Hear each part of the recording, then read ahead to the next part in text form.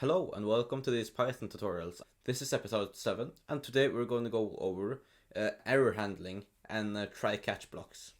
Now how does try, except and finally blocks work? Well, to demonstrate this, I'll have an input which will be stored in a value. I'll just call this input a value. Input that'll be write your age. So now what we can do is we could print out, I'll store this in an age variable. What I can do is I can print out age, but I want it to be an integer. So I can do this.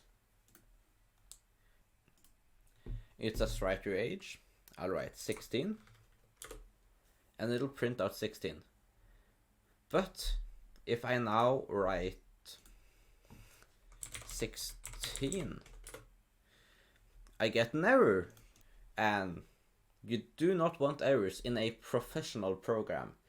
That really, it symbolizes a lack of polish and it looks unprofessional and you really don't want. So what we could do is we could put this into a try block. So I now write try. And what will happen is it'll try to print out the integer of age.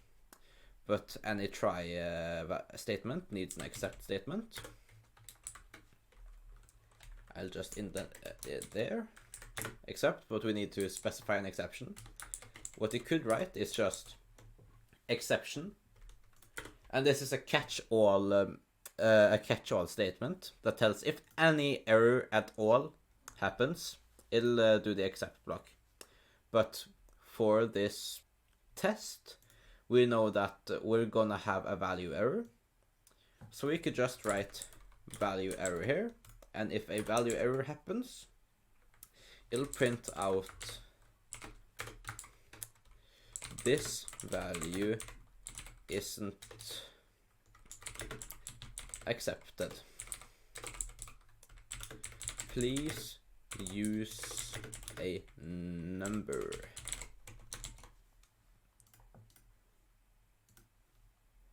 Now I write my age, 16, it still works. I run it again and write my age, 16. And we get this value isn't accepted. Please use a number. Now you could also use this with if and else statements, but this is specifically more for error handling, and you could use it with many different types of errors to check if you're getting them and to debug your program. Now I'm going to show you the finally statement. And the way this works is this happens after all the except block or the try block has happened. So finally, print this code is successful.